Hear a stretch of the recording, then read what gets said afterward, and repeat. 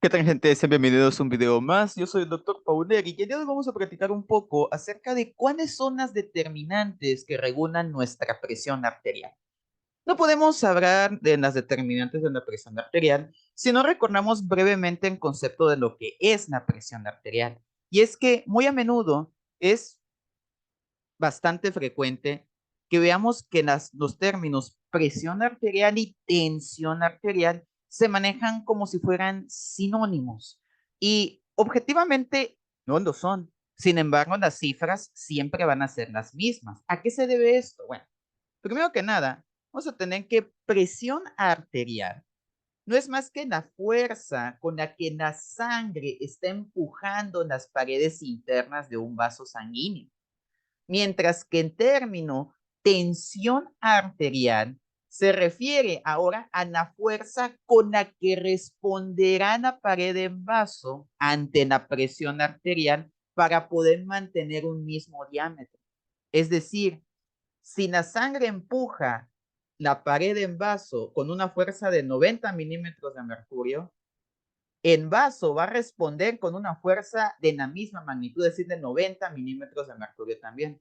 Por lo tanto, cuando nosotros hacemos la medición de estas cifras, lo que medimos realmente es la tensión arterial. Estamos midiendo esa contracción que va a estar sufriendo una pared en vaso sanguíneo. Sin embargo, dado que son las mismas magnitudes de fuerza, al obtener en valor de la presión con la que el vaso se está contrayendo, obtenemos la presión con la que la sangre está empujando al vaso. Por eso mismo, aunque presión y tensión arterial no sean exactamente la misma definición, sí van a tener los mismos valores y es por eso que en medicina frecuentemente los usamos como sinónimos. Ahora bien, la presión arterial va a estar determinado por dos aspectos. La presión arterial sistólica, que va a ser el mayor valor que se obtiene cuando el corazón está bombeando toda la sangre y esa sangre golpea la pared interna de los vasos. Esa es la presión sistólica. Y finalmente tenemos la presión diastólica, que será el valor menos que se va a obtener cuando se relaja el corazón. Es decir, la presión sistólica es lo máximo de la presión con la que puede empujar la sangre un vaso, mientras que la diastólica es el mínimo valor. Y derivado de estas dos, nosotros podemos calcular la presión arterial media con la fórmula que estamos viendo acá, que nos va a permitir poder determinar cuál es la presión constante que nos va a garantizar que pueda haber una presión óptima para la perfusión sanguínea. Ahora, ¿cuáles son los valores normales que vamos a encontrar de la presión arterial en un individuo? Bueno, vamos a ver que existe cierta controversia respecto a estos valores. Y es que hace unos años hubo una diferencia entre lo que salen las guías de JNS7 y lo que mencionan las guías de la Asociación Americana del Corazón. Y es que las guías de la AJA cambiaron y fueron más estrictos para poder establecer los valores, mientras que las de JNS7 continúan de manera tradicional. ¿Y de qué manera es esta? Bueno, vamos a tener que 120, tener menos de 120, 80 de 120 de sistólica y 80 de diastólica es lo normal para ambas guías. Sin embargo, los cambios ya comienzan acá. El tener de 120 a 129 de sistólica y menos de 80 de diastólica nos puede llegar a colocar en una situación de prehipertensión según en JNS7. Sin embargo, para la guía de la AJA, eso ya se considera una presión elevada.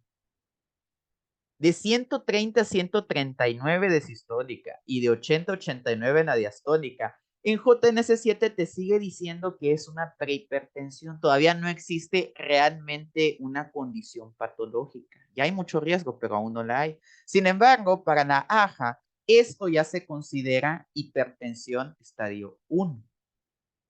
Ahora, de 140 a 159 sistólica y de 90 a 99 diastólica, para el JNS7 ya se considera hipertensión arterial grado o estadio 1, mientras que para NAAJA esto ya es grado 2. Y presiones mayores de 160 sistólica y mayores de 100 en la diastólica, para el JNS7 se considera estadio 2, mientras que NAAJA establece una nueva categoría nombrando a esto hipertensión estadio 3. Ahora bien, ¿cuál es la que se maneja o cuál es la situación actual de esto? Bueno, de acuerdo a ciertos autores, principalmente consultados aquí en lo que es Latinoamérica, vamos a tener que, si nosotros nos atenemos a los criterios de la AJA actuales, en el mundo habría un aumento de 26% en la prevalencia de hipertensión arterial. Por lo tanto, 2 de cada 3 personas adultas ya se considerarían hipertensos. Así que, derivado de este aumento muy significativo que tendría nuestra población, la elevada demanda que se ocuparía de atención médica para estos nuevos pacientes hipertensos, por ese motivo, las recomendaciones propuestas por NAAJA en el 2017 no son seguidas en general por las sociedades científicas o los ministerios de salud aquí en Latinoamérica, ya que se fundamenta en que la evidencia con la que la AJA construye esa actualización es relativamente débil. Y vuelvo a insistir, no es algo que sea una opinión personal, es algo que está marcado en ciertos estudios de los cuales se realizó este fundamento. Por lo tanto, para fines prácticos, actualmente continuamos estableciendo las guías de JNS7, donde ya consideramos hipertensión a partir de 140 sistólica y 90 la diastólica. Ahora bien, ya entrados en este tema, ahora sí ya les puedo comenzar a hablar acerca de cuáles son las determinantes de la presión arterial. Vamos a tener entonces que existen 3 determinantes para ello: las resistencias vasculares periféricas, la distensibilidad aórtica y el volumen sanguíneo. A grandes rasgos, ¿qué es cada una? La resistencia vascular periférica no es más que qué tanto diámetro va a tener el vaso sanguíneo por donde está fluyendo la sangre. Entre menor sea en diámetro, la presión va a ser más elevada. Es como cuando tú tienes una manguera. Si la manguera yo introduzco el dedo en el orificio donde está saliendo el agua, la presión va a aumentar. Lo mismo le pasaría a un vaso sanguíneo. Si reduce su luz, va a aumentar su presión arterial. La distensibilidad aórtica se refiere a, tengamos en cuenta que en la aorta y también la arteria pulmonar por el lado del ventrículo derecho son grandes vasos que corresponden a la categoría de arterias elásticas, dada que estas arterias están recibiendo la sangre con toda la presión recién mandada del ventrículo. Por lo tanto, deben de tener bastante cantidad de colágeno para que puedan distenderse y de esta manera no generen un efecto de rebote. ¿Qué tanto se distienden estos vasos sanguíneos al recibir la sangre? Influye también en la presión arterial. Y finalmente, y bastante obvio, la cantidad de sangre que esté circulando en el vaso sanguíneo. Entre mayor volumen sanguíneo exista, mayor tendencia a la presión elevada va a existir. Ahora, los aspectos que les acabo de mencionar los podemos analizar en esta imagen. Acá podemos ver que la resistencia periférica no es más que qué tanto diámetro va a tener en vaso sanguíneo. Evidentemente, en este vaso sanguíneo va a haber una presión más elevada a comparación de esta. Ahora bien, la distensibilidad se refiere a esta capacidad que va a tener en vaso sanguíneo de poder estirarse de manera adecuada al recibir la sangre. Y finalmente, el volumen va a ser la cantidad de sangre que contenga el interior de la luz del vaso. Ahora bien, la resistencia vascular periférica, si nos atenemos a la fórmula de gasto cardíaco, lo podemos definir como una poscarga. Y esta resistencia vascular periférica va a depender, por lo tanto, de la contracción de la túnica muscular lisa. Es decir, si está relajada, va a tener un diámetro grande y va a haber una presión baja, mientras si está contraída, va a reducir la luz y de esta manera va a hacer que la presión suba. Relajado, contraído, relajado, contraído. ¿Y de qué va a depender que el músculo liso se contraiga? Bueno, es músculo liso, así que va a trabajar con calcio, va a trabajar con calcio de su citoplasma. Por lo tanto, cuando haya liberación de calcio citoplasmático, el músculo liso de los vasos sanguíneos se va a contraer. Ahora, ¿y de qué depende la liberación de este calcio? vamos a tener una serie de sustancias químicas que se llaman mediadores del músculo liso vascular y que, como su propio nombre sugiere, son una serie de hormonas que van a ser capaces de poder desencadenar en aumento del calcio citoplasmático y que de esta manera pueda haber una vasoconstricción o bien hacer que ese calcio se regrese de nuevo a donde pertenece y que de esta manera bajen las concentraciones en su citoplasma y que ahora se relaje y que haga una vasodilatación. Por lo tanto, buena parte de lo que corresponde al tono muscular de un vaso sanguíneo va a depender de estos mediadores, como catecolaminas, la serotonina, prostanoides, el óxido nítrico, etc. Algunos son vasoconstrictores, otros son vasodilatadores. En un momento profundizaremos más en este aspecto. Ahora bien, otros aspectos que tienen que ver con la regulación de la presión arterial es el mismo sistema vascular. Recordemos que los vasos sanguíneos son arterias, capilares y venas, y que y que las arterias pueden ser arterias elásticas, musculares y arteriolas. Vamos a tener que nuestras arteriolas y las arterias musculares son los principales vasos de resistencia. ¿Por qué? Porque estos son los vasos sanguíneos que se van a contraer o a relajar y que por ende van a definir la resistencia vascular periférica, o sea, la poscardia. Las venas son muy importantes porque son capaces de, gracias a sus válvulas que van a tener algunas, de almacenar una fracción significativa de volumen sanguíneo, es decir, pueden almacenar reserva de volumen de sangre. Y recordemos que la cantidad de sangre que le está llegando al corazón lo vamos a definir como la precarga. Por lo tanto, las venas pueden influir en el aspecto de la precarga. Ahora bien, y por ende, en volumen vascular, y ya dijimos que en volumen sanguíneo vascular también es otra determinante. Y finalmente tenemos las arterias elásticas, como la aorta y la arteria pulmonar, que estas arterias, son las que están directamente conectadas con los ventrículos, son los que van a determinar la distensibilidad y también la presión arterial en cierta manera.